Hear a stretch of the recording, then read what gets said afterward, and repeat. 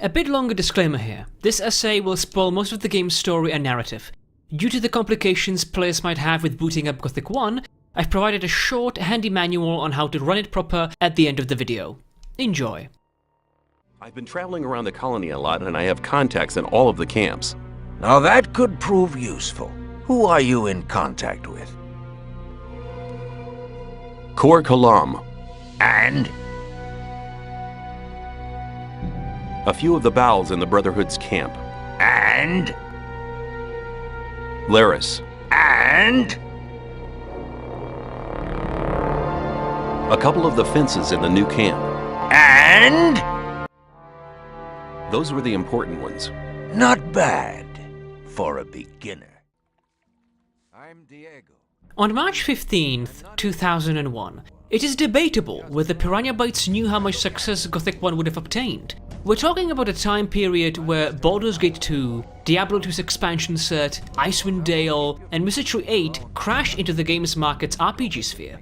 On a comparative observation, a third-person RPG set in the nucleus of a brand new world, with a different take on character development, exploration, leveling, and combat, designed by a company whose country isn't a powerhouse amongst RPGs, Germany, is an untrustworthy title at best, a passable oddity at worst.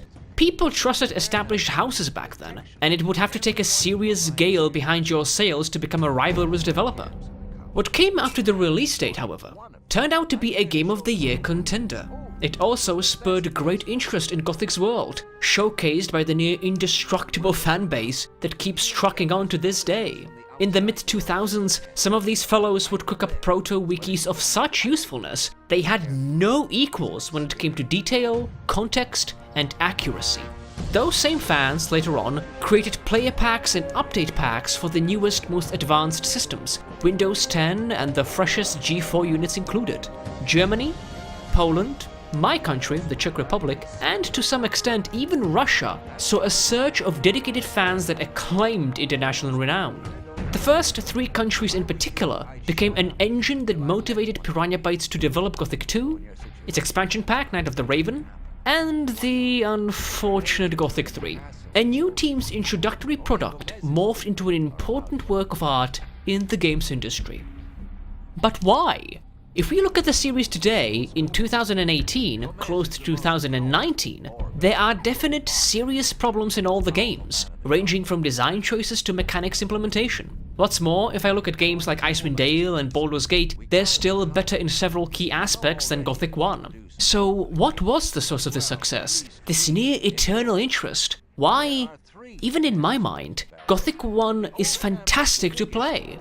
I came upon this game around 2005 and 2006, and as a teenager I had but a mild interest in it, which quickly mutated into an almost fanatical adoration. I completed Gothic 1 at least 7 fucking times, and have a, well, unhealthy knowledge about the world's lore, to be quite honest, and consider these experiences as one of the most important ones in my exploration of games. It is the personality of Gothic 1, in all its forms, that is the key to this curious chest, and in this video, I'll show you what kind Gothic 1 expressed. The richer the world of your series, the tougher the design of the initial installment is going to be. Why? Without books, tabletop, or movies, players need as much explanation and encouraged immersion as possible for proper contextualization, engagement, and comprehension of literally everything. As such, this conundrum is solved two ways these days. You have a universe whose games generate a lot of confusion in new players, because they haven't read its supplemental material, like Dungeons & Dragons manuals or the Witcher book series, or they become a gigantic encyclopedia turned into a game that often struggles with the main narration link and its foundations due to the amount it has to explain, like Pillars of Eternity. Neither is comfortable, neither is effective. Which is why, here, Gothic 1 already presents itself as quite a different game. In its first cinematic, it starts with a brief dip into the world. The Kingdom of Mertana is ruled by Robard II, a monarch who has yet to meet a foe he can't defeat, until the orcs emerge, creatures who put an unexpected strain on his entire military. And just as this is told, pivots to the premise of Gothic 1. a prison colony on the island of Corinus has been erected to mine the magical ore needed to smith weapons that counter the orcs' advance. Anyone who commits a crime of whatever severity, tax evasion, small property theft, rape, murder, is put there on an indefinite tenure. A strict militant garrison keeps the peace and punishes escapees. To further secure the mines, magicians are tasked to create a vast barrier that anyone can get into but not out. Something is amiss in this sorcerous process. It expands into a humongous size and kills anyone who even touches it. Piranha Bytes have given us enough to know about the outside world and why it needs the colony, but diverts our attention to what is happening now. This is a remarkable way of introduction. We're more invested and engaged because instead of a whole encyclopedia, we've gotten just a chapter. It doesn't answer all the questions we can have about the presented universe, but gives us enough for a smooth, coherent operation of our character inside it. The narration focus is spread purely in the main plot and not in expansive side quests, each containing an answer to mysterious lore. Gothic 1's entirety is concentrated just on the prison colony and not the outside world. This freedom allowed Piranha Bytes to flesh out this little territory into a well-detailed landscape, but I'll discuss its ecosystem a bit later on. Some of you, though, might already ask an important question. But how does the colony and its people matter if the outside world is so disconnected from it? How are our efforts in it meaningful if we don't have a window to Mertana? Well, we do. See, Gothic 1, as an encyclopedia chapter, has what I would call narrative references. We've little knowledge about Gothic's world, but Piranha Bytes have built the colony as if it is a definite part of it. We've already got its explanation in the cinematic introduction, but it goes so much deeper than that. Characters you'll talk to mention what they did in their past life and in what part of Mertana. Lee, for example, leader of the mercenaries in the new camp, mentions how he was a general under Robard II, and how he, for a time, held off the orc invasion by his own will and determination before he got accused of murdering the king's wife. A simple dialogue line has shown us how the humans have retaliated against the orcs and the political intrigue in Robard's court. The Magicians of Water and the Magicians of Fire, led by Satyrus and Chorister respectively, are priests and wizards alike who prayed to the two primary gods, Enos and Adanos. Much later, Zardos the Necromancer uses Beliar, the god of darkness, to bolster his fearsome arcane prowess. Through them, we'll understand the world's deific trio, what philosophies are bound to it, and what magic is considered as a boon from them. We'll encounter and explore ruins that either have a history about Corinus, the colony, or the main antagonist of Gothic 1, who is also tied to the world rather than the island. Each magician group has libraries that store writings about the bestiary, magic, and history of Mertana, but they're not voluminous either. Again, they're parsed out as chapters, little windows into the estate we're in. You may have already noticed from the presented footage here that, for a 2001 game, there are quite a few people of color in Gothic 1. This rather progressive representation, again for a 2001 RPG game from Germany, serves another smart purpose. It broadens the colony in a contextual way. It's not just the narrative references I've shown to you, but the convicts themselves that tie the environment to the universe. They speak different accents, there are exotic names next to the usual affairs, and hold all kinds of position. Ko Angar, a Varangian ex-gladiator, is the leader of the Swamp Camp's Templars. Gomez is the most powerful man in the colony and the head ore baron of the Old Camp. And Satyrus is the Water Mage's leadership and behind the project of blowing up the ore mound against the barrier.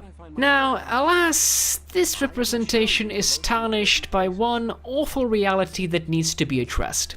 There are no women in the colony. Well, there are, but they serve as indentured prostitutes to either Gomez or Iberion, head guru of the Swamp Camp. It is explained through a conversation with the Old Camp guards that they're convicts as well, but that the ore barons can really demand whatever they want, sex workers included. However, I find this answer quite tasteless. We don't know the crime rate disparity between men and women, but don't tell me Robard II, if he is such a cruel opportunist, wouldn't throw women into the mines as well as to speed up the ore production. And don't tell me those same women wouldn't achieve similar high-ranking positions in the colony's hierarchy like men did. It's sexist and the most visible passage of time on Gothic 1, which Gothic 2 remedied, but Gothic 3... well, Gothic 3 needs its own essay, to be fair. The narration focus accomplishes a stark balance between maintaining a strong, comfortable plot link and the universe's introduction. After we finish this game, we're far more prepared for the sequel, and feel as if what we've done was for Metana's greater good. We feel a connection that's only reinforced later in the series.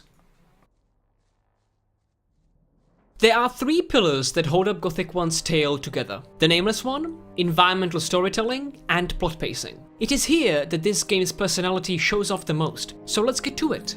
Gothic's The Nameless One is incredible, both in portrayal and development. For the archetype, an almost faceless character we control, he deserves to be considered as one of their best. The first two chapters hoodwink new players, and they swallow it hook, line, and sinker. How? For such a long time, you're to believe our character, a pathetic new convict, is just an expository vessel of Gothic 1. We're more interested in the environment, the presented characters like Bullet and Diego, and the colony's operations. You wouldn't be able to give him a complex description at all. And then, the game performs such an upturn. The more attentive gamers might notice it already in the middle of Chapter 1. But from Chapter 3 until the end, the Nameless One garners a completely different place in the story. The moment he drops into the exchange place, he's a nobody. When he tries to introduce himself, even Diego cuts him off, because he's such a newbie. His bears no weight. What, is he going to try to rival Gomez with his name? Or Zardes? It's irrelevant. He's just another digger, or so everyone thinks. And you might be inclined to believe that too, and have little care for his appearance or opinions, until he expresses them, independently of your own control. His journal entries aren't brief quest descriptions. They're written from his perspective, with hilarious one-liners that will make you chuckle at the very least. Speaking of those, man, are they and the voice actor so good at those. Listen to what he does in the new camp, where a rogue lefty, under the command of the Rice Lord, tries to coerce him into rice picking. Hey, just arrived? We need somebody to take some water to the peasants in the rice fields. This way you can make friends with a few people. What do you think? Take the water to the peasants yourself. That's no good way of treating friends. I think I'll have to teach you some manners.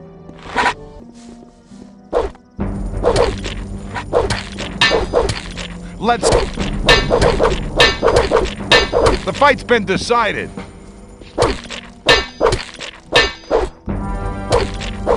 He's had enough!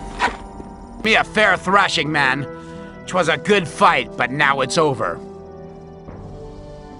How are you, my friend? Aw, man, what do you want? The peasants look thirsty. I'll see to it, don't worry. And then here, at the very end of the game, where he fights off undead orc shamans who have summoned the primary antagonist, the Sleeper. Infidel in the house of the Master! Damned be you! You be damned, you stinky moldy carpet! I'll send you traveling first, you moldy maggot's idea of paradise. There, good hand!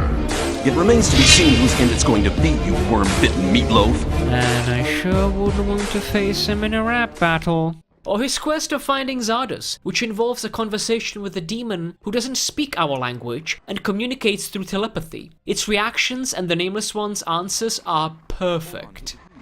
Who's talking to me? You are talking to me? How did you get into my head? You are what? The servant of your master? You seem to be a creature from hell. You want me to be silent? Is your master's name perhaps Zardes? Oh right, so names are not important. Okay, I'll just assume that this here is the Tower of Zardes. I have to talk to your master. Me? Unworthy?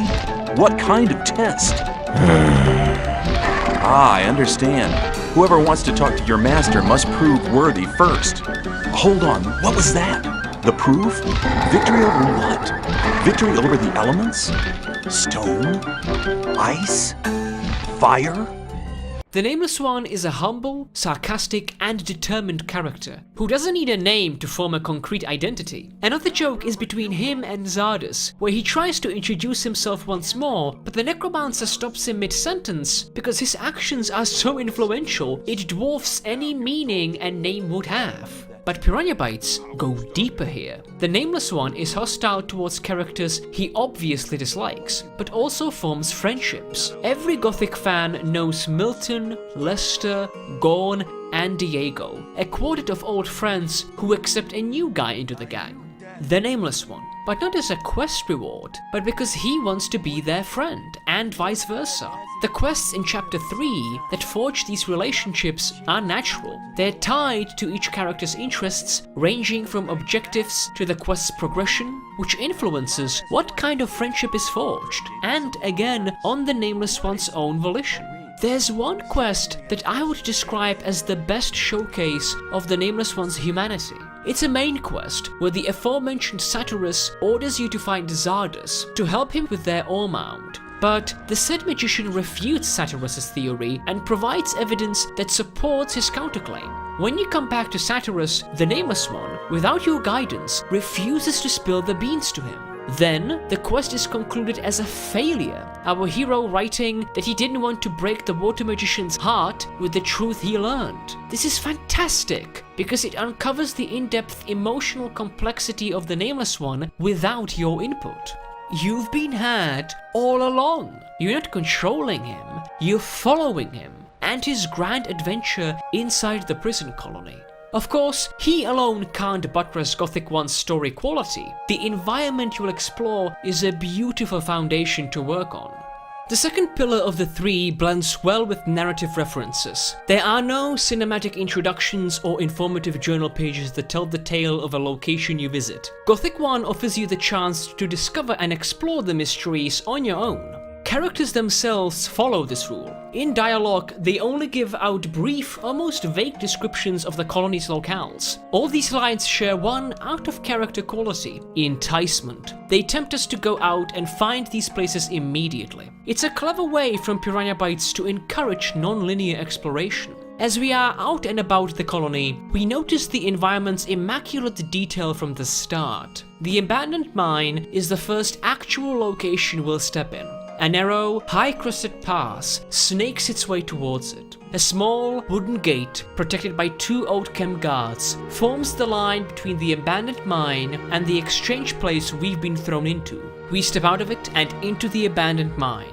A path downwards leads us further into the colony. The music is simple, but ominous. Old skeletons lay on the patches of dried grass. There's nobody around. All the entrances are caved in. Rotten, moldy trunks, containing a rusty pickaxe and some berries around it, are left alone on the road, as if their measly value could interest anyone. A couple of juvenile mole rats live here, weak, slow things that can be taken down with our pickaxe in 1-2 swings. You can scale upwards to the second caved-in passage right above us. In the mole rat nest, we find a rusted sword thrust deep into another skeleton. This weapon is only a tad stronger than our first arms. This could conclude the story of the abandoned mine. The music, the environment, the creatures, they all tell us that it's been barren for quite some time. But that's not so, is it? As we turn around, ready to go through the creaky bridge and scale down, we notice a small, rectangular niche below two others. Curious.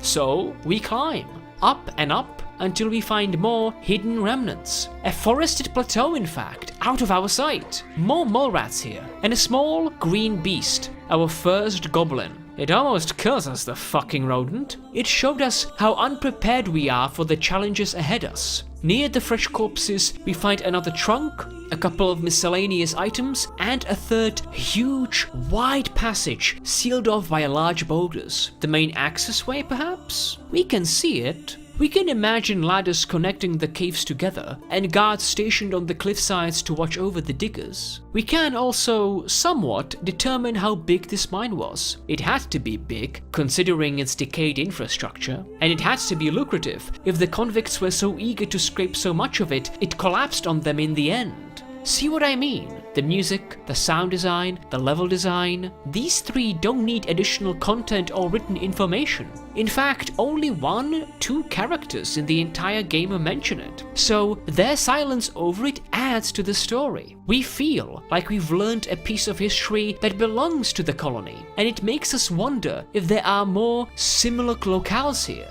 By the way, personally, I never found the forested plateau before. I've played this game for a decade or more and never noticed it. There are so many secrets in this game that you don't need to find in your first playthrough.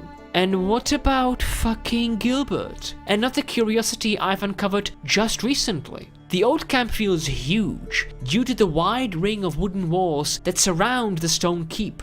To its east, there's a road populated by scavengers, and it splits up into 2 paths, one going down into another valley, and another that shoots upward to the Orklands. To the road's west, there are rolling plains, where more scavengers reside. As we hunt down and kill them, we notice a niche, similar to those in the abandoned mine. We scale some more, until we find ourselves hugging the entire mountain. After our final jump up, we discover a small, secluded cave from which you can observe the old camp in its half-ruined, decadent glory. And inside, we find Gilbert, the first and only hermit of the entire colony, an escaped digger no one can find. You even get 100 experience points for finding him. I've never encountered him before, and this lit up such an explorer's spark in me. I've played this game for 10+ years, and I've still new locations to find. What else have I not seen before? Gilbert's little home also has a trap. There are niches to our right that we can climb, and once we do, we find ourselves on a knife-thin cliff that is almost as tall as the Stone Keep's tower. Going to our left and clambering down, we find a nook pocketed inside a rocky hill. Lore fanatics will recognize this place as the future Quintet's hidey hole that still exists in Gothic II, but it also belongs to the Orklands, a territory we're not supposed to be in until late game. Our childish smile soon freezes because we can't scale up and back down to Gilbert's place. Our only passage is through a narrow, minute pass infested by orc dogs, too strong for our weak nameless one. We've 2 options. For the luckier of us, reload before the descent, or skirt right around the pack and bolt it for the nearby border, protected by elite old camp guards. A cautionary tale for the too bold, or a blood-pumping adventure for those who enjoy this thrill. A small enrichment of the colony's convicts as well, as fugitive hermits exist too.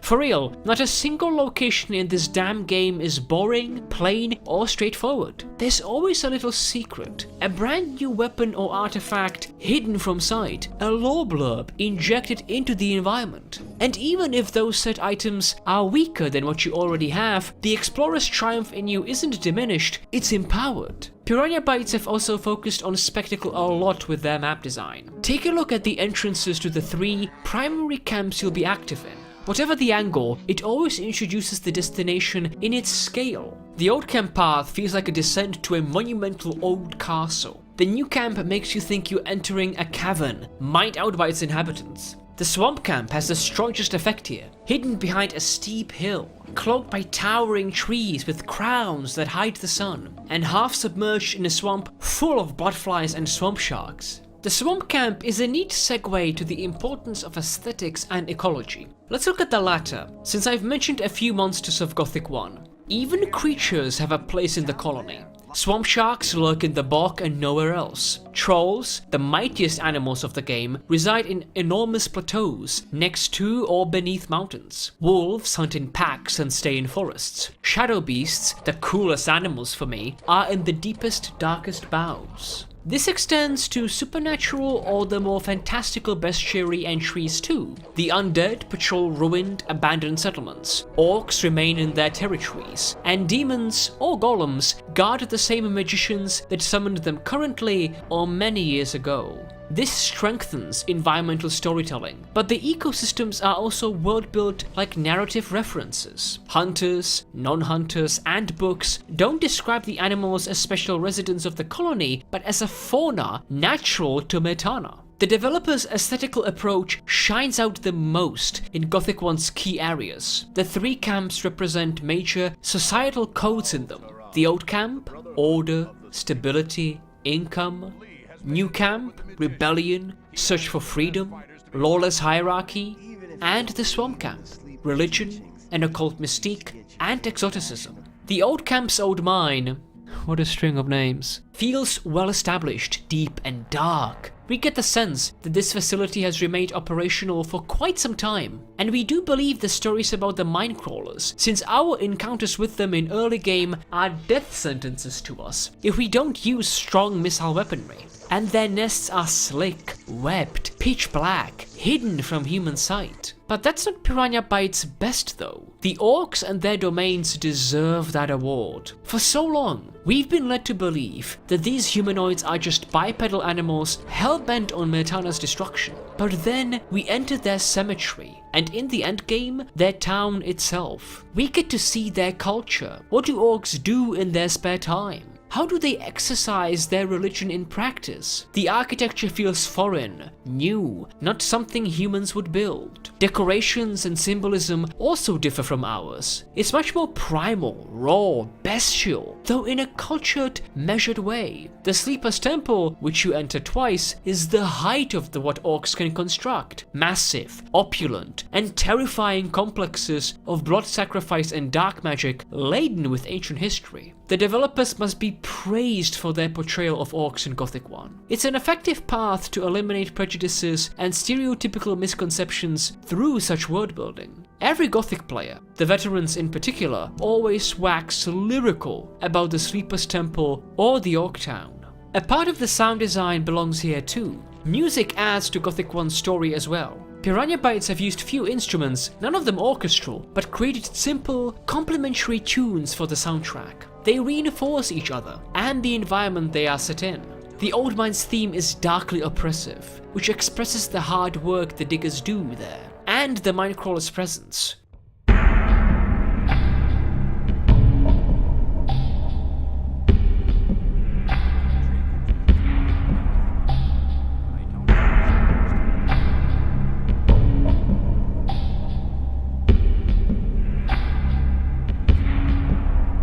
The Sleeper's Temple is quiet but haunting, a reflection of what you're about to explore and unveil.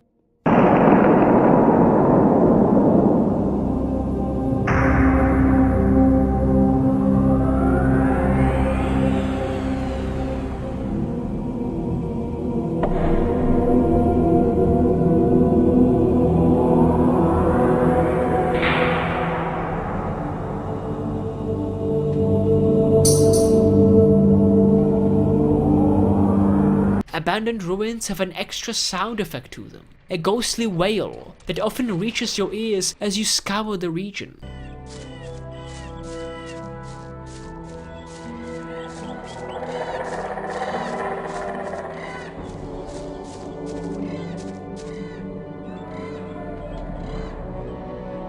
I've spoken enough about the Nameless One and the environment he'll decimate with his skills. What about the plot pacing then? Does it suffer from poor design choices, or has it prevailed its challenges too? I could segment it into a triangle: the Collaborator, the Liberator, and the Exterminator. See how smart I am? Have you noticed what I... No? You disagree? Okay, fine, let's continue. Get this. For a good half of the game, you won't seek out or combat the primary antagonist, the Sleeper. Its swamp camp descriptions are the fanatic's drug-influenced mantras that don't convey its actual physical representation nor its religious philosophy. As such, it has a little effect on the Nameless One, until the truth is found, that is, and isn't involved in the first main quest batch he stumbles onto. And why should we feel the ultimate villain's presence from the start? The Nameless One is a new convict, weak, unarmed, vulnerable to everything around him. Of course the critical situation is survival and personal reinforcement, instead of a heroic search for an archdemon in the fucking Orclands. I mean, think about it yourself. what would be safer and more reasonable for all of us? If we'd learn that a supernatural creature is determined to destroy us the moment it wakes, we'd try to locate the deepest, darkest cave and hide in there until the devastation passes. Even the thought of fighting the sleeper right now would make us flee. The collaborator phase is the Nameless One's slow, painful ascension to the colony's elite. And it is slow and painful. I've said already how everyone looks at you as the new nobody. Piranha Bytes have put out a masterful establishment of that. Nobody greets you. Each time you talk to a character, they just turn to you, disinterested, annoyed, or outright insulted for your insolence. Many will mention how weak and powerless you are to them.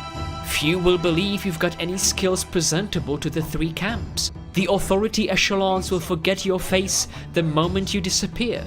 You also know nothing about the environment you're stuck in, to the point where Diego's fortunate arrival makes you realize that, without him, either Bullet would maim you before the adventure really began, or you'd stumble into dangerous territory and die the first day.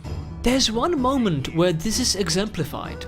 Next to the path to the old camp, you'll come across two new camp hunters. The entire conversation from their perspective is a subtle, humiliating reminder of your uselessness. When the Nameless One asks if they can help him be a better hunter, one agrees to it, if he brings along a beer to wash it all down. You find one in the abandoned mine if you haven't already. And when you give him that beer, he doesn't teach you how to hunt. He teaches you, in a slow, condescending manner, how to fight all animals in the game. Literally, his tactics are what you employ against every creature in Gothic 1.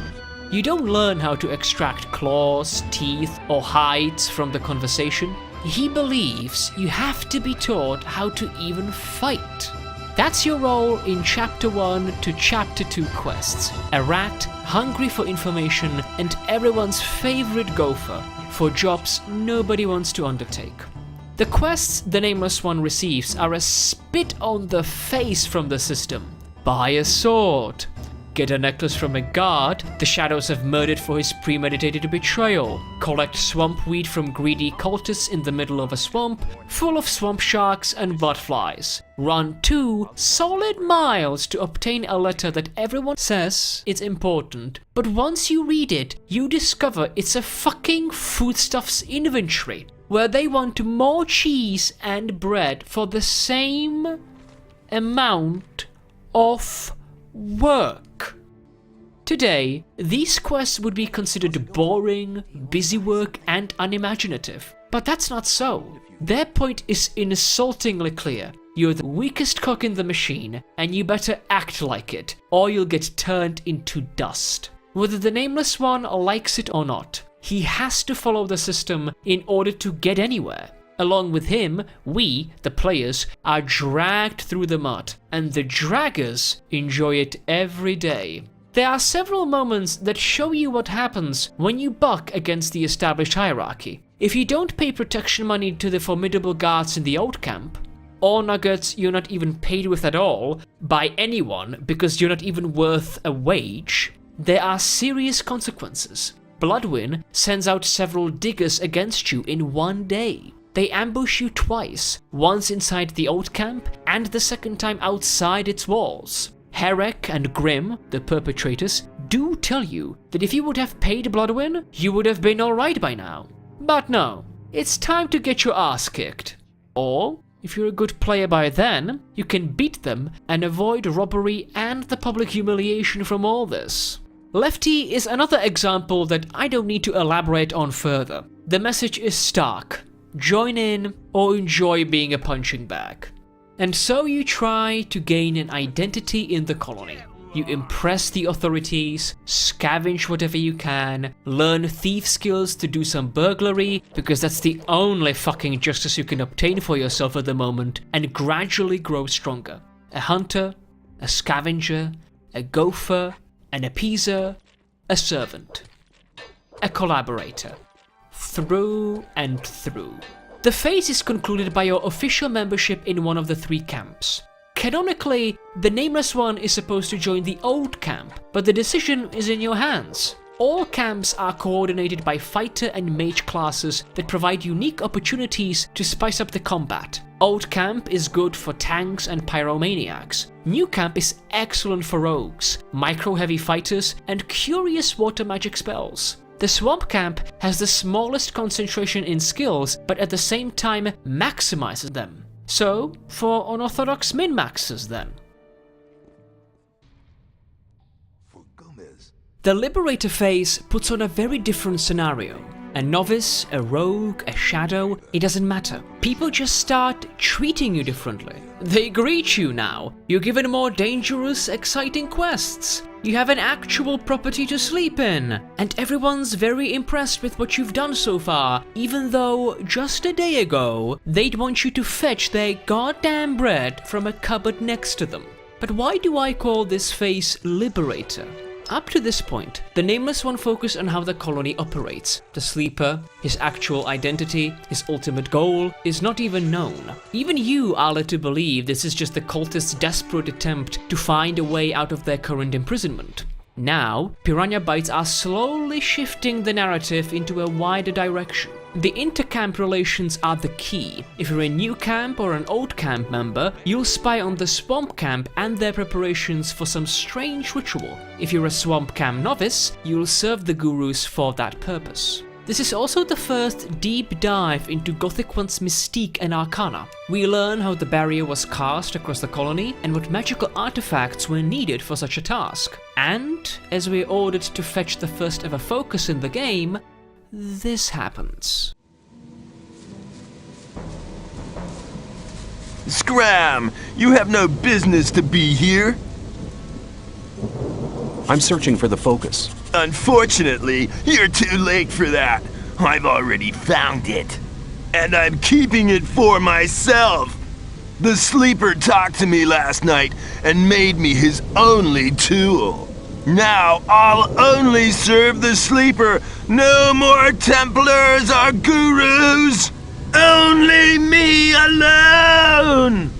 Die!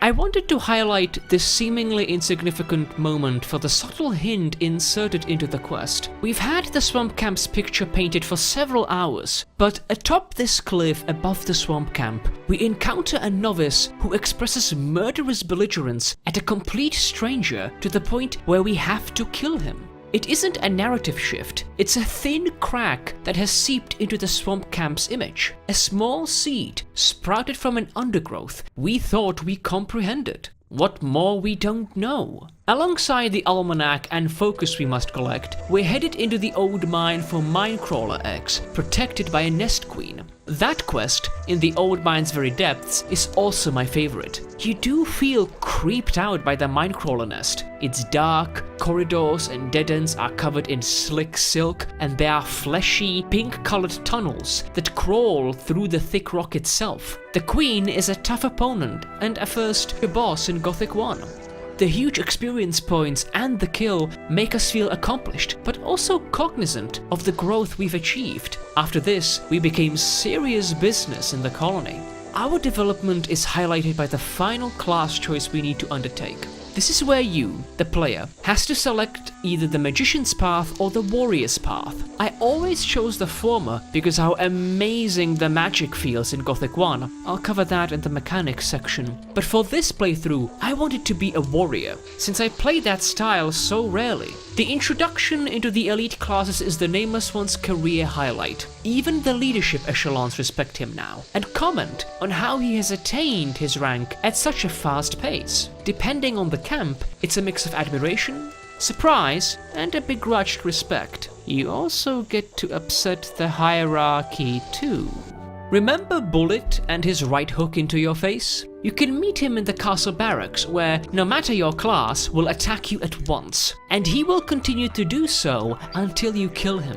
What's better, if you did the deed inside the barracks, you won't be reprimanded. Think about the subtext here. A no-name digger just murdered an experienced warrior, a guard who served Gomez for many years, part vengeance, and also part revelation that the system isn't so impenetrable or indestructible. After these rather jovial moments of leveling up and equipment upgrades, you head back to the swamp camp. where its structural development goes downhill. The ritual turns Iberion unconscious, and a vision of an orc sears itself into the attendees' minds. The Liberator phase's peak begins. I don't need to reiterate the awesome aesthetical and narrative approach to the Orc Cemetery, the location you're sent in next. From a pace perspective though, this is where we kill our first orcs.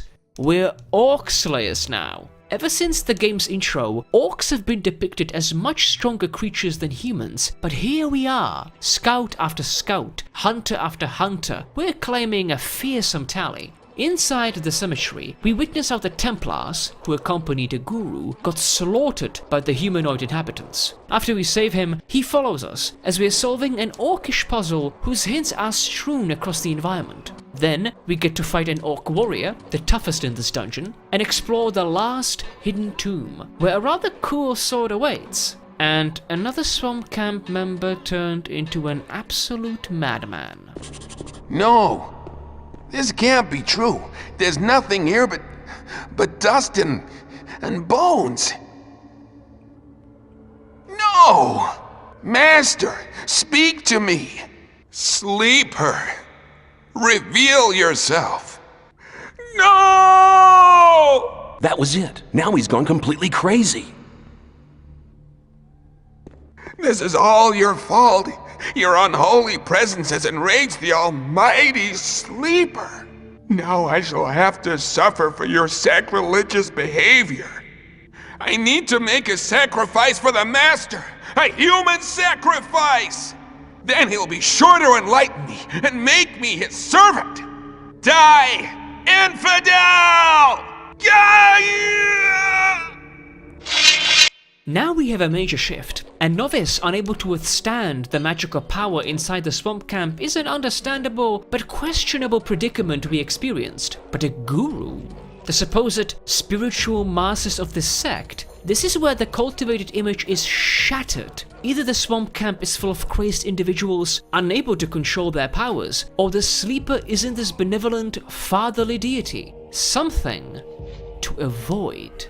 Back at the swamp camp, it goes even worse. Iberion dies after the ritual, and Kor Kalom, his right hand, disbands from the swamp camp with a bevy of Templars into the Orclands. Your work is done here, but so is the camp. The swamp camp is no more, stuck in a spiritual paralysis with no end in sight, and it seems the Sleeper could be real, but a much more dangerous entity than envisioned before. The main plot link arrives through this catastrophe. Now, we stop concentrating on the colony's inner machinations. There's a hierarchical imbalance, and we have the potential to get out of here for good. So, to the Water Magicians we go, where we conclude the Liberator phase by an epic journey of adventurous exploration in search for the Four Foci. This is where the Nameless One becomes friends with Diego, Milton, Lester, and Gorn, and together, as pairs, we'll go through narrative references and rather enjoyable dungeon crawls. We'll delve into an abandoned fort, a troll plateau, a ruined monastery, and loot a skeleton-infested tomb. The Nameless One, after these quests, becomes a force to be reckoned with, and the most hopeful catalyst of freedom. And then, our dreams are crushed, hopes dashed, and the rocks swept under our feet. It's time to exterminate. Satyrus sent you to Callisto, the Fire Magician's leader after all the foci are collected. You get a peace token, a teleporter stone, as a mark of friendship and trust in their critical judgment. And then you meet Milton outside the old camp. The fire mages are all dead. Gomez had them assassinated. The old camp has militarily isolated itself from the rest of the colony. The old mine has collapsed, sinking all its ore, equipment, and manpower with it. Guards were sent as commando units into the mountains to capture the new camp's hollow to preserve the ore barons' oligarchic positions. The hierarchy we once knew and immersed ourselves in is no more. This propels Gothic 1's final third. Not only do we observe the sudden, massive destruction of the established powers that be, we get to even participate in it. Now that our past liberation attempts are meaningless, we must exercise other strategies to destroy that pesky barrier. Zardos, the Necromancer, is our closest ally, who knows the actual truth about the Sleeper, the Orc Town, and the terrible danger behind its awakening. Where the Nameless One has built his reputation in the Liberator phase, it is here that he'll cement his absolute domination. The last hours are a socio-political and economical upheaval done by our hands. We slaughter Gomez's commandos in the Hollow and secure it once more, depriving the Ore Barons of not just a potent contingent, but of their fiscal strength for good. We'll meet Urshak, our first and only Orc friend, who will guide us into a safe, covert access into the Orc Town. We'll hunt the strongest animals, shadow beasts, swamp sharks, trolls, fire lizards, for an orc slave who'll devise a standard that will garner us respect and admiration from all the orcs. We're so strong and capable, a trek through the orc lands isn't difficult. Even their entire groups can be slain if you know how to play well. This territory strikes us with its environmental and visual narrative, another staple in Piranha Bytes' direction. Magical, humongous golems posed as a puzzle by Zardos don't fright us. We've been through enough shit to pass this test with ease. I would say that there are two incredible milestones in the Exterminator phase. The first is your plunge into the Orc Temple beneath their town. It's the longest, largest, and most difficult dungeon. It expands on Orcish culture the most and unveils how much spiritual power the Sleeper once held. It takes a full hour and 30 minutes of playtime to scour it, and after you emerge back to the surface, especially new players will feel like they've survived a grueling ordeal. You've obtained Eurythiel, the game's most powerful greatsword, but Zardos needs time to craft a spell scroll whose invocation will charge up the gem between its hilt and the blade. So, he gives you time to collect the strongest armor, the magic ore full plate, and decapitate the colony's system. My friends, it is time to meet Gomez.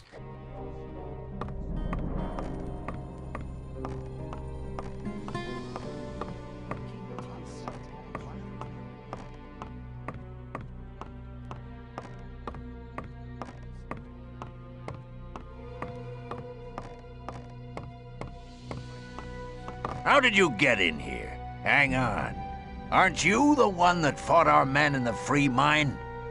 Your men had no right to invade it. I just corrected their attack of megalomania. Talking to me, Gomez, in that way, shows some courage. But it was foolish of you to turn up here like that. I will personally take care that you never get in my way again.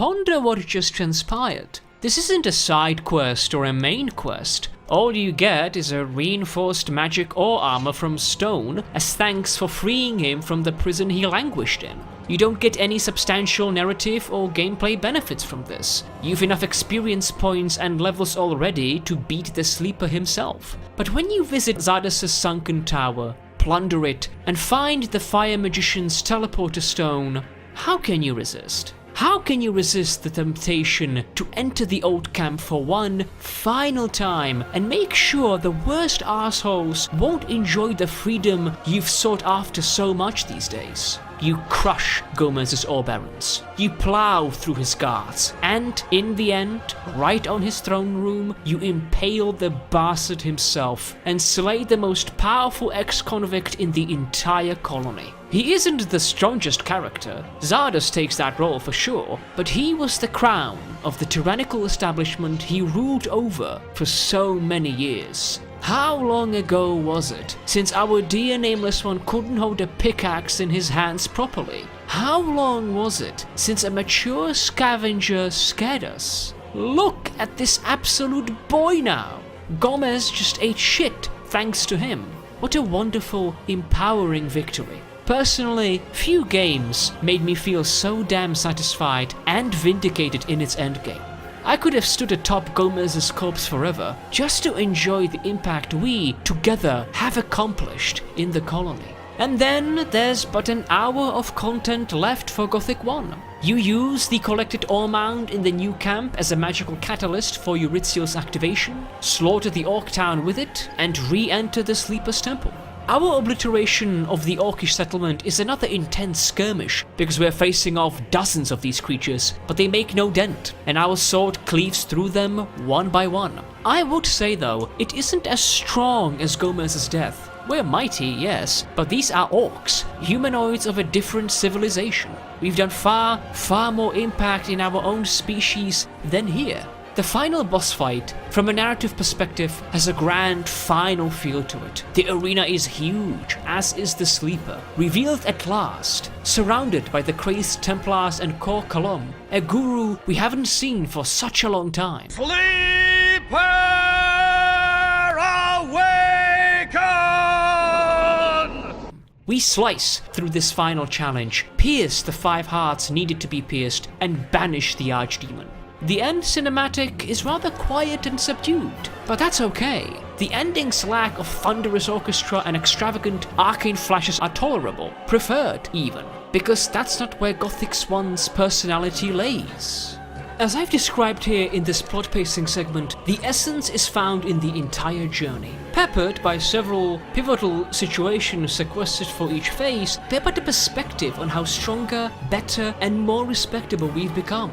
For us, the players, our sense of involvement was never suspended. We got a tight, consistent story, whose unique pace choices distinguish it from the other 2001 RPGs. It got beautified by the narrative references, colorful characters, and the confident approach by Piranha Bytes. The attention to detail, nuance, and direction is superb. When compared to future games of this decade, no doubt, Gothic 1 isn't that special anymore. Many other RPGs have beaten it, the Witcher series to name one, but for a 2001 game, for a 2001 RPG from Germany, done by an unknown studio, what an achievement, Piranha Bytes. The developers have also infused the mechanics and technical pacing of the game with it. And it's here, sadly, where the rust, the lack of oil and polish rear their ugly heads at us. One could link this to the development's time period, but when I look at its other 2001 counterparts, I have to disagree. There are development choices here I would never stand behind. First things first, there's no tutorial. None. Not before or after the introductory cinematic. You are thrown into the colony without any information about how the game works. You have to search for the key bindings in the options menu, memorize and adjust to them so that you can play well. This would have been fine if the mechanics had an orthodox foundation, which they do not. Gothic 1 is an RPG where you don't use the mouse at all. You walk with the W, S, A, D keys, but attack with the arrow keys. Every action, item pickups, opening doors, chests, pushing switches, locking on enemies, scaling, climbing, are done by Control plus W. Say goodbye to a left click, F or E from newer games. Gothic 1 really has an archaic engagement system here. Although it has to be mentioned that the hitbox for action and interaction is pretty generous all around.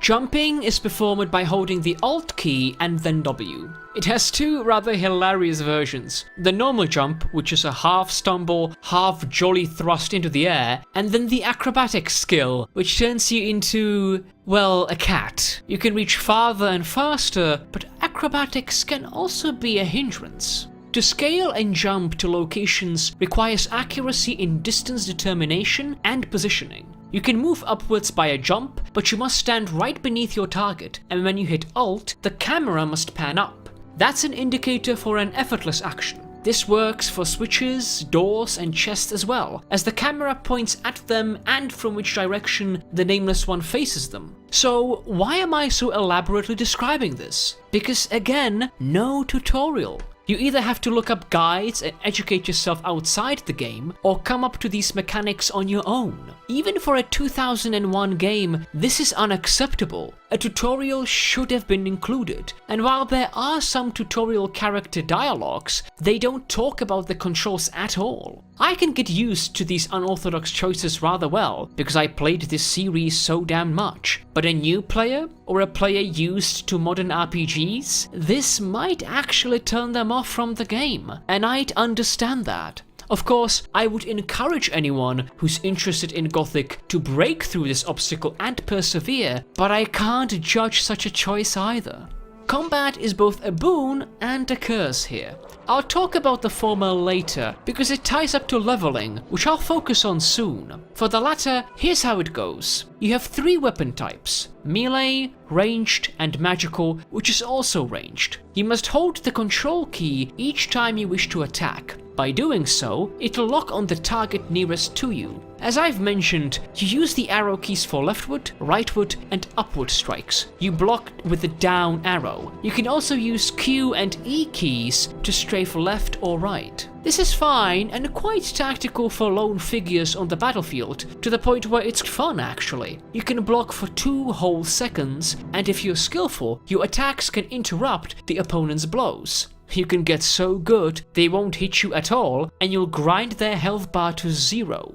Multiple enemies are where it becomes troublesome. You can't individually lock on several targets. You're at the camera's mercy. Nor is it easy to switch the lock on if more enemies are lined right in front of you. Strafing is forgotten, because it's more useful to just stand your ground and hammer away until all die or you die. Blocks become your ultimate lifesaver due to their, well, overpowered usefulness. Also, enemies can interrupt your assault as well. If you're not tenacious, all this can conjure up frustration and anger, both at the amount of enemies you face and at the mechanics. Therefore, it would be better to take off foes with your bows or crossbows, or attract them one by one. So yes, Gothic 1's mechanics are problematic in their design and implementation. I wish I could tell you that's the end of it though. It isn't. The environment, from a physics and pathfinding standpoint, has rough edges. There are a few ladders in all 3 camps you can't scale to their top, because the Nameless One stops at their farthest rung, which immediately plunges him down where he came from. Cliffs, steep traversals, and hills are unpredictable. You don't know which side will send you sliding back to the foot. It's inconsistent as well. Fall damage infuriated even me. It's quite a strict punishment for poor pathfinding, to be honest. Even distances twice as tall as the Nameless One can kill you. The acrobatic skill can mitigate that, but won't turn you invincible from it. AI of NPC followers is fucking atrocious. Look at Gon's inability to clamber on a log, which leads to the monastery where one of the foci are. The design is meant to follow a very rigid path created by you, the Nameless One, which is why NPCs follow you directly, copying your movements. But that only works on a flattened, easy terrain. Rocky outcrops, that fucking log, stairs, a steep hill, those all disrupt NPC pathfinding. They stand in the same spot, walk in circles, or turn around and repeat their trajectories just to find yours again. This tarnishes the beauty of the focus quests. The enemies are fun, the environments are curious, the achievement you feel for each obtained focus is great, but man, do they struggle with you. Ugh. Gothic 1's level system is where the technical design choices improve, but still limps from time to time. Based on one quick look at the Nameless One's character sheet, you can spot slight differences to the rest of the RPGs. But once you delve into its details, that's where the uniqueness emerges. The best quality about leveling up our Nameless One is how useful each skill is, with multi-layered yields as well. For such a short set of abilities, you'll be surprised how much of Piranha Bytes maximized their potential. Strength, dexterity, and mana are the most intelligible statistics. They determine what weapons, bows, and runes you can wield on the battlefield, respectively. This branches out to the weapon types strewn across Gothic 1. One-handed arms won't require as much strength as their two-handed cousins. Same goes for bows and crossbows. Thing is, there's an element to this trio. They also scale damage reduction. All enemies are protected by it to some extent. Allow me to illustrate. Say you've 20 points in strength and wield an old sword that can deal 25 damage. It's very helpful against scavengers, mole rats, even bloodflies. But then you see a wolf on the horizon, attack it and do no damage. After a few swings, you take down almost a third of its health, but for the next several reps, you hit 0. That's damage reduction. And in order to pass it, you must have strength, dexterity, or mana above that damage reduction. If you'd have 35 strength and the old sword, you'd be able to pick up far deadlier weapons, but you'd still be able to skin that wolf with it. This pushes you towards an active investment in them, as well as to search for better weapons as the Nameless One grows stronger. I'm sad to report though that Piranha Bytes haven't thought about this idea completely. It adds tactics and long-term leveling up to our game, but we don't know what's the enemy's damage reduction, nor how much strength, dexterity or mana we'll need. And again, without a tutorial, you won't even know damage reduction exists. You'll think it's a bug, or just the game's blunt way of saying, you're too weak, get a little bit tougher before you face this one. There are awful examples of this in the endgame. In the Sleeper's Temple, you encounter fanatical Templars, guards of Kor Kolom. You're mighty, and have the strongest arsenal before acquiring Eurythial. And yet, the fanatical Templars resist my relentless assault, to the point where I have to rely on critical hits to pass their damage reduction. They've lots of health too, so each duel turns into a long, quite boring slog. After I explored the temple a bit more and drank some strength potions, have I noticed I can, at last, deal damage to them. Even here, I didn't have enough strength to deck them. In early to mid-game, damage reduction identification can be a good indicator on your current prowess, but this late into Gothic 1, it reduced the quality of the dungeon itself. So, how do the critical hits work? Of all the mechanics here, improving your martial skills has been thought out the best. Notice the weapon type and the percentage attached next to it. That's the chance of critical hits scored by the Nameless One in battle. But that's not all he can learn. Each level, there are 3, of weapon type mastery brings out more benefits. They cost a lot of learning points. Two-handed mastery level 3, even 40. 4 full levels for the Nameless One. With each upgrade, you change your fighting or shooting stance. One-handed weaponry, for example. At level 1, you hold even a dagger two-handed and perform slow, clumsy attacks. At level 2, you switch to your right hand, with the blade's tip held upward. You've greater range and faster attacks. At level 3, you crouch a little and hold the sword down. Your hitbox is decreased, you're much quicker than ever before, and deal heavy interrupting blows. Level 1, level 2, level 3. Level 1, level 2, level 3.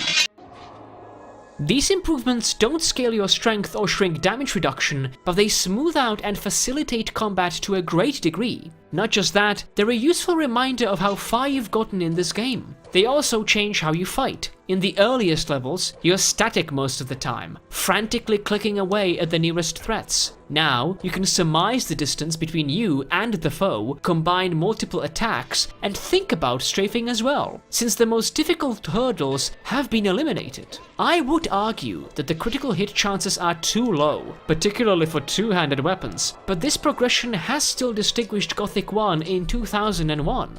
Despite my current playthrough as a warrior, it still didn't match the absolute fun you'll have in this game as a magician. There are 6 circles to learn, each a higher cost of learning points the more you advance. Each circle has a batch of runes, permanent spells you can unleash on anyone whenever you please. You can deal fire, ice, and electric damage, but you also have healing, teleportation, and light, which can replace a torch for a much longer and brighter time. The first 3 circles have singular target sorceries, but once you acquire the area of effect spells, that's when you become a fucking artillery piece. Firestorm, Chain Lightning, and the Ring of Death spell you get from Zardes after he removes Eurythial's runestone and transforms it into a magic rune. The amount of variety and enjoyment you get in Gothic 1's magician path is enormous. The Swamp Camp Gurus are an odd branch from Piranha Bytes. They far fewer spells than other magicians, but they're more micro-intensive and hit enemies with more afflictions than damage. Stun locks,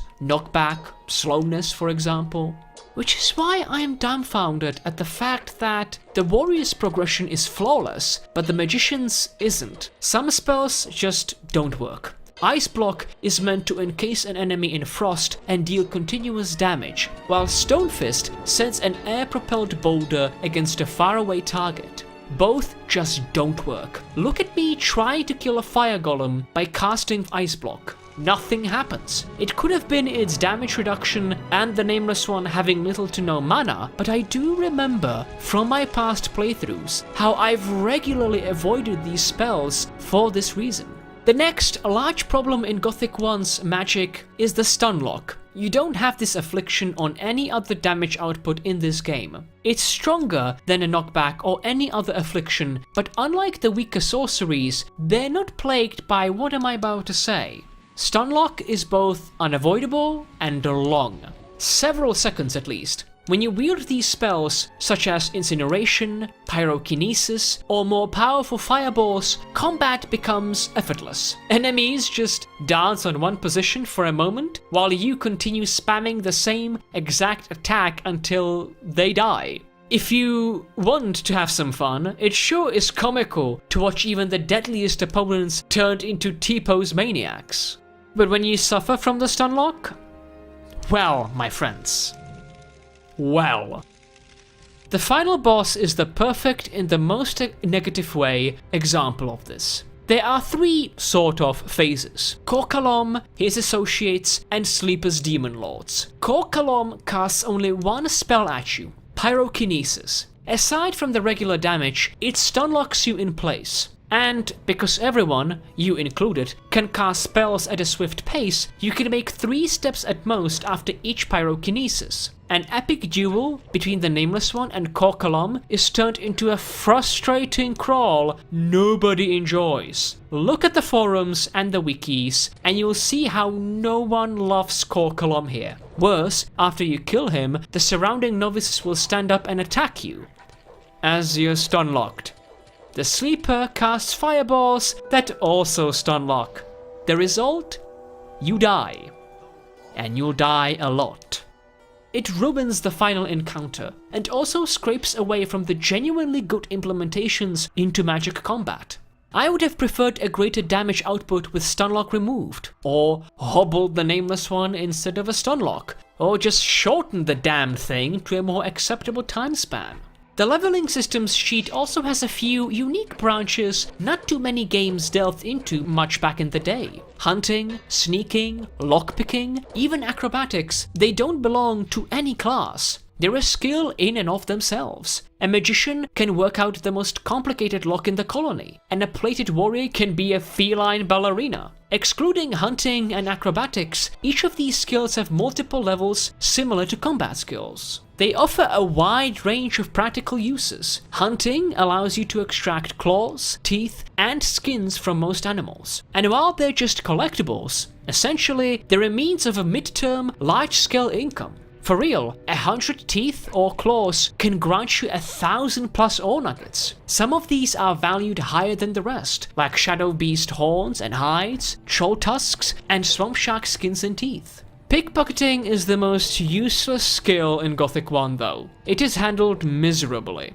The premise is, you sneak up behind a person and rob them blind.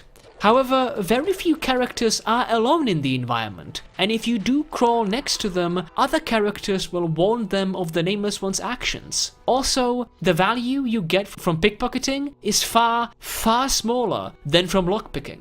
I imagine Piranha Bytes were fans of thieves back in 2001, because the satisfaction you get from looted chests in huts, ruined temples, and castles is amazing. The old camp is the best place for this, and the richest. You can rack up 2,000+ nuggets or more if you scour the place clean. You also get further insight into the world's lore if you brave the castle's tower warehouse, which contains up to 10,000 gold coins stashed by Gomez and his ore barons. It's truly an enjoyable adventure. I cannot omit Gothic 1's mechanical pacing practices in this essay. Every game has that, right? A measured technical approach on where, how and when you level up, gain better items, expand your inventory, meet stronger opponents, and so on and so forth. A great game must have a stark mechanical pacing so that the player feels accomplished, encouraged to meet challenges head-on, and revel at the plunder they've obtained. Or there doesn't have to be any mechanical pacing at all. Like, ever. Look at Gothic 1. Now, okay, I'll need to explain. A game without proper mechanical pacing. How can it even work? How can it be even slightly efficient? That has to be a disaster. Well, allow me to prove you wrong. Gothic 1 is an open world in its purest, borderless sense. The Nameless One can go anywhere, at any time, equipped with whatever. Which means that, yes, a level 1 The Nameless One can venture into the Orc Town. If you'll strafe around the Orc docks, orcs, and other creatures enough. You can also visit any of the main quest locations in the entire game, excluding the Sleeper's Temple and the Orc Cemetery. Inventory has no limit, which can often be a boon in RPGs where you can claim vast amounts of loot. At the same time, there are no technical boundaries to consumables, collectibles, and weapons. If you're sneaky, quick, or dexterous enough, you can get yourself mighty arms without being attacked by any enemy in the vicinity. But this isn't just designed and then left alone. There's a learning curve to this, and an excellent one at that. Because of how dangerous the colony environment is, you'll quickly ascertain what enemies you can engage and from which to retreat. Experience points, dealt damage by both sides, and locations help you here. In a way, you're both encouraged to explore as much of Gothic 1 as you can, but to also keep in mind where the Nameless One is, level-wise. Early game, the forests that surround the old camp are too dangerous because of the wolf packs, but if you skirt the premises, you can take down a few of the mole rats, scavengers, and the odd isolated bloodfly. Then, several levels later, and with a good bow or armor, even the wolfen groups won't stand against you for long. There are, of course, multiple rewards for bold discoveries, narrative references, lore blurbs, and the most tangible loot, weapons. In fact, weapons will be your greatest motivator to go out into the wild and hunt for a while. There are actually two options for you. Each chapter, particular merchants will update their stocks, offering better items against your future enemies. There's one copy of each weapon in their inventory, but also in the environment, hidden in lairs, caves, ruins, or secretive locations a sharp eye can notice. So, you can duke it out with several weapons for a chapter's majority until you gain access to a location that contains a stronger variant for combat. Or, if you plundered enough nuggets, you can just buy one and sell its abandoned twin to the same merchant later. This is where Piranha Bytes record is once again spotless, in a surprising way.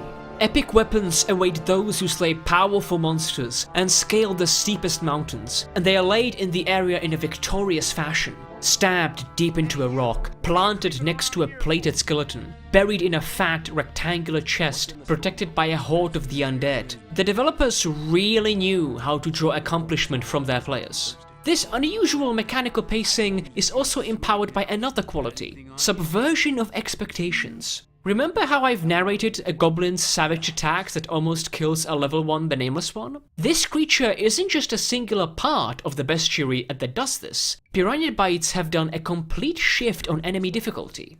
Far behind the deep forests, on a grassy cliff, you spot a ruined tower. When you go inside, you can either scale upwards and have a gorgeous view of the sea, or take the stairs down and encounter a naked skeleton. You've seen these spookies before. Please! You've explored a bit of Gothic 1 already, slain a good deal of its animals. What's a skeleton to you?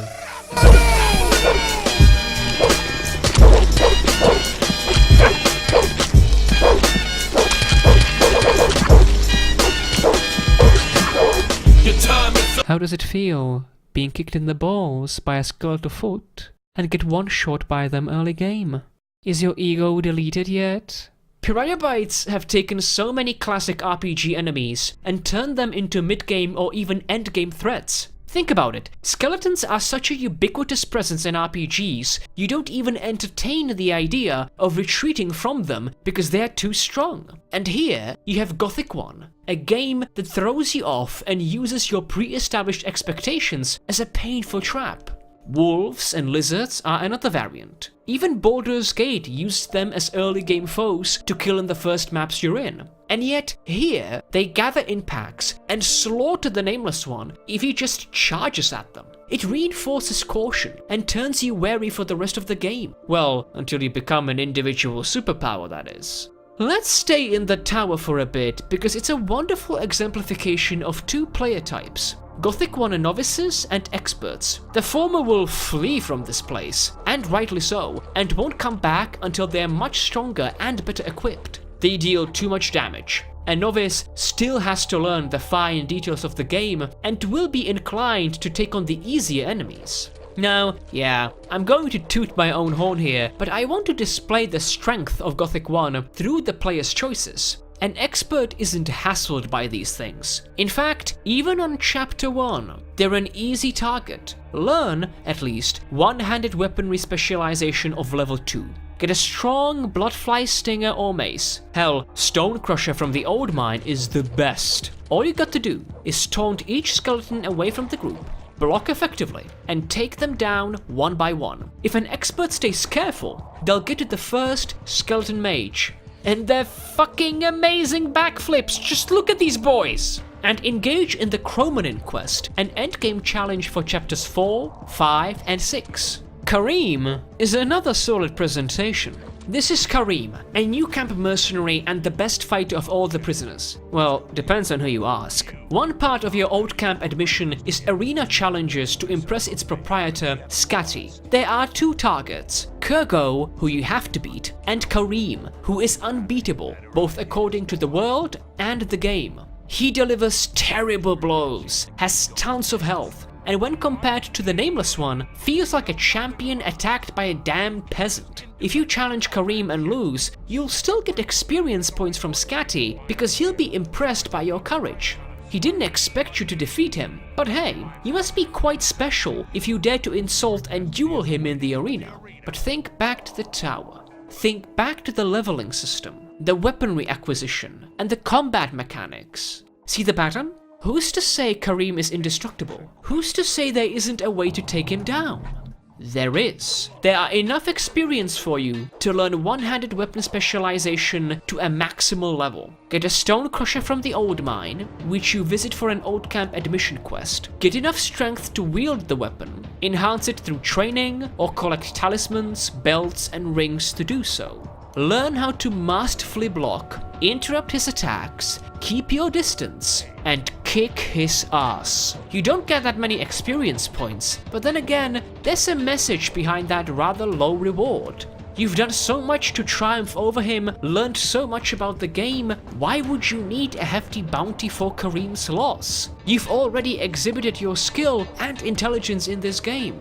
That should be enough of an accomplishment. And it is. It so is. Gothic I satisfies both regular players and challenge-loving min-maxers. There's a major, unfortunate detriment to the mechanical pacing, however, and it is the inventory system. I didn't touch on it that much, because it needs its own section. Piranha Bytes added a realistic detail to them. Each merchant has a limit of nuggets for sold items per day, and when you want to purchase or sell items, you transfer the said amount manually. So, if you want to buy a sword that costs 1,200 nuggets, you put them on that counter, which is between the merchants and your inventories. If you're interested in a heavy crossbow that costs 1,000 nuggets, but want to sell a mace of 500 nuggets, then all you need to give the vendor is half of the crossbow's price. Where's the problem then? There's no speed up to the manual redistribution of goods and nuggets. Neither there is a cumulative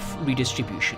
What does that mean? If you want 4,000 fucking nuggets from Scorpio after the heap of blades you've collected in the colony, be prepared for almost an hour-long transaction. Literally. In small quantities, this is quite fine, but when you reach astronomical heights in Gothic 1's economy, you must have a patience made from the magic ore itself to withstand this bullshit. Remember that storage tower in the old castle? Remember those 8 to 10,000 gold coins in those chests? Imagine if you had to collect them all as a quest. Imagine that. It's a horrid system that screams 2001 and Gothic 1 at the same time. I'm sad to say that it's one of the worst mercantile experiments I've encountered in games. The rest of its technicalities are a mixed bag. The sound design is excellent, even though the soundtrack is still more impactful. Animal sounds feel an echo just right. The hit of your blade on an enemy is meaty and loud, as are the spells you can hurl at multiple targets. Color choices can be divisive. You can point out that they are muted or, in a sense, bleached when compared to other 2001 RPGs who have been much more vibrant in their palette.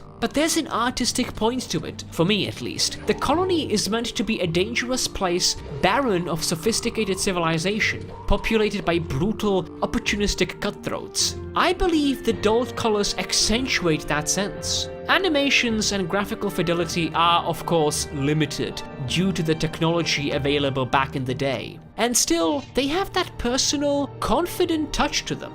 A recognizable patent of Piranha Bytes. For a 2001 work, Gothic is very demanding, even today. Another unacceptable situation for me is how difficult it is to run the game on modern systems. From what I've researched, the Gothic series, up until the third installment, has been constructed with specific RAM cards in mind. But even back then, you needed a powerful PC to run the games. Now, with much stronger and modern RAMs, Piranha Bytes creations struggle with the available space modern desktops have at their disposal. When you consider how many old or older games can be run on mediocre and best computers both, I consider this a technical failure from Piranha Bytes. Nobody should do hours of googling and unofficial patching to run these products.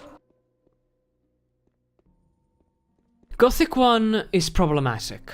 I'd say that it was even destined to suffer technical, artistic, and developmental blemishes, considering the environment it sallied away from. But I can't deny the effect it had on me. I can't deny its considerable historical impact on the games industry and its consumers. I can't deny that when I examine Gothic 1, I find an RPG that is still magical. That's how I can describe the experience each time I play it. Magical, laureled by other adjectives. Immersive, confident, bold, self-aware in some hilarious cases.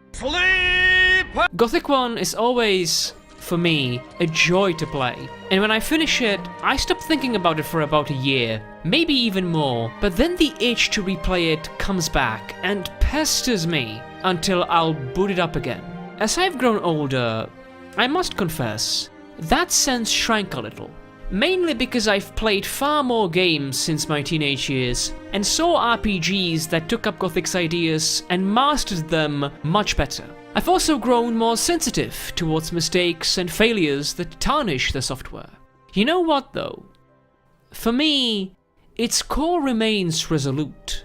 The narrative, the story, the characters, the voice acting can be a bit ridiculous sometimes, but the heart beats just as healthily as it did back then. I was still excited for the environments I'd explore in mid and endgame. At this point, I've memorized the main questline, but my enjoyment in their completion hasn't diminished at all. I felt anticipation for the reveal of the old mine's collapse and the fire magician's assassination. I felt readied when I entered the Sleeper's Temple again. Out of satisfaction, I had to record my kill of Gomez because of how monumental it really is. Gothic 1's personality is a quality laid within its each foundational pillar, sometimes more, sometimes less. Under the perfect angle, its light shimmers beautifully. It doesn't outshine the earthen crust it came out from, but it captivates you nevertheless. And together, when they're illuminated, they turn into a crystal collage, chipped, muddied, but beheld to a standard unseen in its historic competitors. I love the Gothic series. I'm ecstatic that the adoration is still there within me after I finished its first installment. I have nothing but respect for it, and it reminded me what uniqueness, represented through a holistic confidence, can achieve in the games industry. Gothic 1 is like an old armor set on display. Its glory days are over. There have been better afterwards. There have been stronger, sturdier, more polished. But god damn it, its heraldry still sprawls proudly. This fix works for both Gothic 1 and Gothic 2 Night of the Raven. Firstly, take a look at this GOG thread provided by a user who has found the best solution for booting up the games. You can safely follow these guidelines for about 90% of it. The improved graphical details aren't necessary really. I will provide all these links in the description below. Go to the fan wikis where the system and player packs have been published. It's a long post in either English on a German site, or entirely in Russian and on a Russian site. Follow the download links for the system and player packs. They should look like this. Download them into the folder where Gothic 1 and Gothic 2 is located. Located, bitch. Separate these files by what games they belong to. Each file should have a game type abbreviation next to them. However, do not boot up the pack once you download. Let the download finish and manually do so from the Gothic folders. Follow the instructions closely and pay attention to what kind of improvements and extras will be available to you in Gothic's options sections. After these installations, each time you'll want to play either Gothic 1 or 2, this taskbar appears. That's a sign the download and installation were successfully completed. Just click play and enjoy the Gothic games from now on. Thanks to all the users who have provided this wonderful fix, including the GOG thread author and Magoth, you... Sephiroth turned into a D&D drow by a Photoshop gradient. Alright. I won't judge.